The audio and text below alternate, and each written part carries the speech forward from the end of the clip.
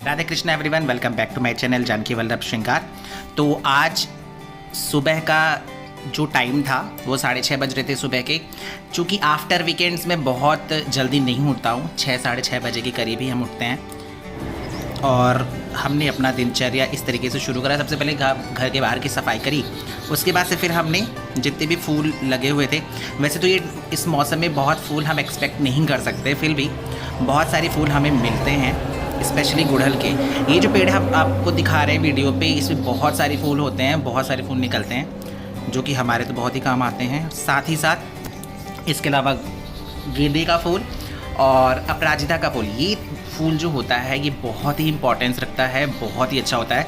अगर हम इसे शिव जी को चढ़ाएं या अगर हम किसी और देवता को भी चढ़ाएं तो ये हमारे लिए बहुत ही अच्छा है। और ये चमेली का फूल, इसको भी तोड़ते हैं। ये फूल हम इसलिए तोड़ रहे हैं क्योंकि हमें पुष्प स्नान कराना है अपने लड्डू गोपाल को। और यहाँ पे मैं आ चुका हूँ बाहर की सफाई के बाद अपनी गाय के पास।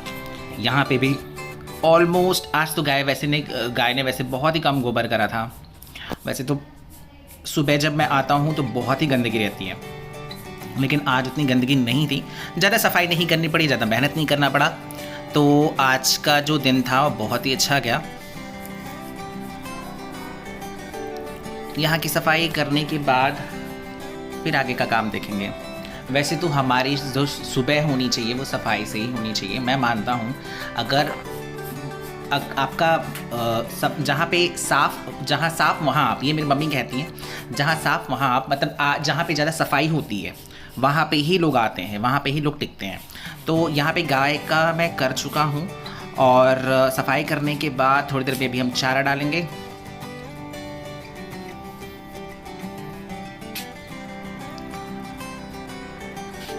और जो भी कहिए, सुबह ठंड की जो सुबह होती है,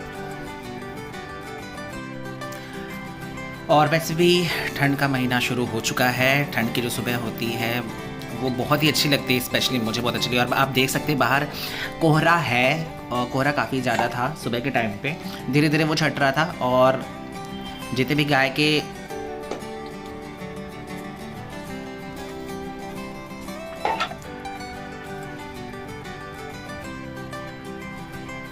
और ये चारा है, यही चारा हम चलाते हैं अपनी गाय को। इसमें कुछ बहुत स्पेशल नहीं होता है। गाय का गेहूं का चोकर होता है।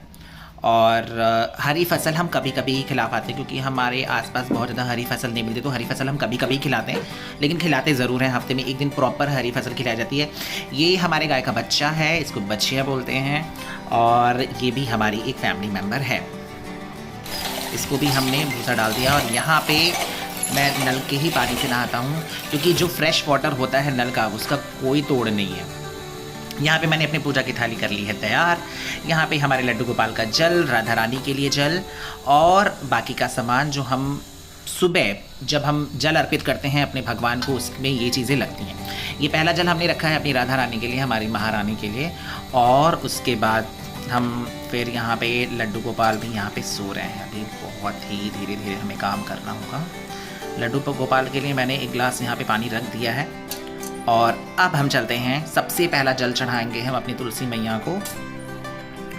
ये मैं बता दूँ आप सभी को, तुलसी मैया को सबसे पहले जल चढ़ाइए, उसके बाद से सूर्य देवता को जल चढ़ाइए। तुलसी मैया जो होती हैं वो नेगेटिविटी आपकी ख़त्म कर देती हैं। आपके अंदर अगर आपके मन में थोड़ा भी अंधकार है, थोड़ी भी नेगेटिविटी है, वो ख़त्म कर देती हैं। इस तरीके से परिक्रमा करिए आप 11 बार माता रानी के, और तब जो आपके शरीर में ऊर्जा आएगी और जो पॉजिटिविटी आएगी, उसका कोई तोड़ नहीं है। तो सबसे पहले ये परिक्रमा करके ही आप तुलसी मैया को जल चढ़ाइए। लेकिन हाँ, ये याद रखिएगा कि मंगलवार और रविवार को हम जल अर्पित नहीं करते हैं। 2 दिन तुलसी मैया को हम जल अर्पित नहीं करते हैं, और बाकी दिन हम कोशिश ये ज़रूर रहती है कि सुबह ही जल अर्पित करें। वैसे तो जब मेरी शिफ्ट चल रही होती है तो मैं सुबह 4:30 बजे जल देता हूँ। अभी आज चूँकि मंडे था, संडे छुट्टी थी, तो मंडे के हिसाब से आपको काफ़ी रोशनी और काफ़ी दिन का उजाला दिख रहा होगा। और यहाँ पे अब मैं जा रहा हूँ अपने भोलेनाथ को जल चढ़ाने के लिए। और मैं आपको दिखा दूँ, भोलेनाथ न्यूज़पेपर भी आ चुका था, मैंने न्यूज़पेपर भी दे दिया था। और अब मैं भोलेनाथ को जल चढ़ाऊँगा। और सबसे पहले सूर्य भगवान को, चूँकि सूर्य भगवान हमारे प्रत्यक्ष देवता हैं, तो प्रत्यक्ष देवता को भी हम जल चढ़ाएंगे। और अब मैंने भोलेनाथ को भी जल चढ़ा दिया है यहाँ पे।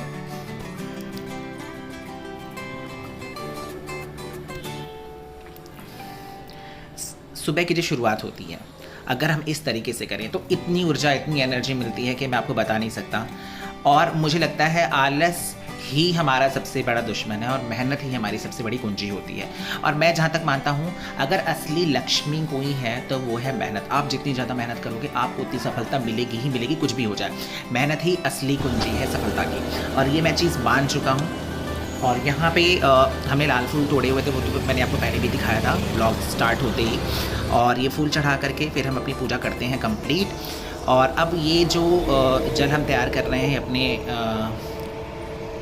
विघ्नहर्ता, अपने गणपति के लिए तैयार कर रहे हैं, हमारे गणेश भगवान, उनके लिए तैयार कर रहे हैं। इसमें अपराजिता का फूल, लौंग, एक इलायची और मिश्री हमने पहले डाल दिया था। तो ये जल हम सबसे पहले चढ़ाएंगे अपने गणपति बप्पा को, और उनको जल अर्पित करने के बाद ये है हमारे घर के मुखिया, और जल अर्पित हमने यहाँ पे इनको रख दिया है। और इनका फाइनल आप देख सकते हैं, ये इतने सुंदर, इतने प्यारे लगते हैं। और यहाँ पे हम अपनी राधा रानी को, जो हमारे द्वार पे खड़ी रहती हैं, हम सदैव हमारी रक्षा के लिए उनके चरण स्पर्श करके ही हम आगे का काम करेंगे। और यहाँ पे हमने दूध निकाल लिया है गाय का, जो कि यही दूध लगता है हमारे लड्डू गोपाल को भोग, यही दूध वो पीते हैं। यहाँ पे सबसे पहले मैंने जल ले लिया है, गर्म पानी ही हमारे लड्डू गोपाल गर्म पानी से ही स्नान करते हैं, तो सबसे पहले गर्म पानी हमने थोड़ा सा लिया है। और उसके बाद हम यहाँ पे पुष्प, चूँकि पुष्प स्नान कराना है तो हमें फूल तोड़ के डालना ही है, तो नून है हमारे लिए। तो इस तरीके से फूल हमने डालना है। और कोशिश ये करनी चाहिए कि ठंडी हो या गर्मी हो, हम जो पुष्प स्नान हो जितना ज़्यादा अच्छी तरीके से कराएं अपने लड्डू गोपाल को। वैसे तो हर किसी की एक कैपेबिलिटी होती है कि वो किस हिसाब से लड्डू गोपाल की सेवा करता है। ये मेरा तरीका है, मैं अपने तरीके से ही कोशिश करता हूँ। यहाँ पे हमने जो रोज़ परफ्यूम है वो भी डाला है पानी में। ये जीवा का रोज़ परफ्यूम है, जो हमेशा मैं ऑनलाइन ही ऑर्डर करता हूँ। यहाँ पे अब लड्डू गोपाल को उठाने की बारी, इनको उठाना है। और उठाने के बाद मेरे लड्डू गोपाल काफ़ी सीधे हैं, बहुत ही जल्दी मेरी बात मान जाते हैं। और अब इनको है नहलाना। वैसे तो काफ़ी वीडियोस में आपने देखा होगा, बहुत से चैनल्स पे आपने देखा होगा कि सबसे पहले लड्डू गोपाल को दूध पिला करके ही स्नान कराते हैं, लेकिन मैं ऐसा नहीं करता। मैं सबसे पहले इन्हें स्नान कराता हूँ। जैसे हम अपनी रूटीन में रहते हैं कि स्नान करने के बाद ही हम कुछ खाएंगे पिएंगे, वैसे ही मेरे लड्डू गोपाल का भी स्केड्यूल बना हुआ है। वो सबसे पहले स्नान करते हैं, आफ्टर डैट ही वो कुछ खाते पीते हैं। तो यहाँ गर्म पानी से मैंने स्नान करा दिया है, और गर्म पानी से स्नान कराने के बाद फिर आगे के प्रोसीजर हम दिखाएंगे आपको। यहाँ वुलन कपड़े हमने निकालने हैं इनके लिए। वुलन कपड़े तो स्टॉक में है, हम ये कोशिश करते हैं कि रोज़ एक नया ही पहना है, और एक हफ्ते का एक रोटेशनल चलता है, बाकी उसको धुलाई करके फिर एक हफ्ते के रोटेशन में, क्योंकि हम बहुत ज़्यादा वुलन नहीं खरीदते हैं। वुलन एक बार साल में कितनी ठंडी पड़ती है, तो उस हिसाब से हम इनको वुलेंस पहनाते हैं। और यहाँ पे ये हो चुके, ये नहा चुके हैं, और अब इनको टॉवल लगा करके फिर हम इनको वस्त्र पहनाएंगे।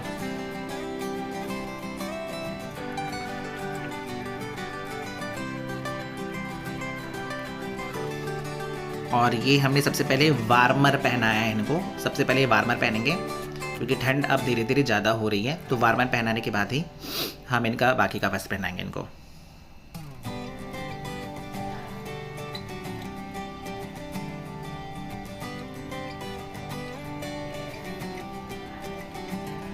इन्होंने वार्मर पहन लिया है, और अब इनको ये वुलन पहनाना है हमें।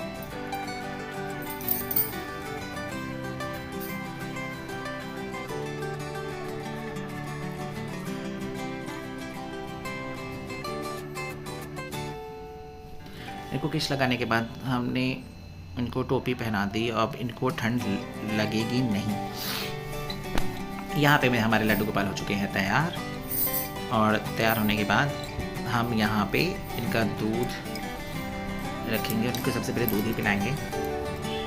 और ये चीज़ मैं आपको यहाँ पे दिखाना चाह रहा हूँ कि 1 स्पून ये दूध पीते हैं और ये मुंह में ही दबा लेते हैं, ना ये दूध गिरता है ना ये कहीं बहता है। मैं आपको दिखा दूँ, देखिए इन्होंने ये जो दूध है अपने मुंह में ही दबा लिया है, ये पी नहीं रहे हैं, और थोड़ी देर बाद ही फिर ये पी जाएंगे जब इन्हें पड़ती है डांट।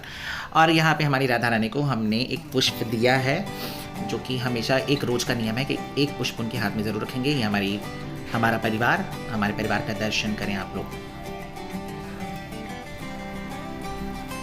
और ये है रोज़ वाटर जो कि हम रोज़ स्प्रे करते हैं इस तरीके से। एक महक, एक सुगंध जहाँ पे हमारे ठाकुर जी हैं वहाँ पे होनी चाहिए। और एक ये सैंडल फ्रेग्रेंस का है, ये भी ज़रूर मैं लगाता हूँ हमारे लड्डू गोपाल को। ये महक अच्छी, बहुत अच्छी महक होती है इसके अंदर। और ये हमारे दोपहर का भोग है। हमने चपाती है, आलू मेथी की सब्ज़ी और दाल। अब ये हम इनको खिलाएंगे।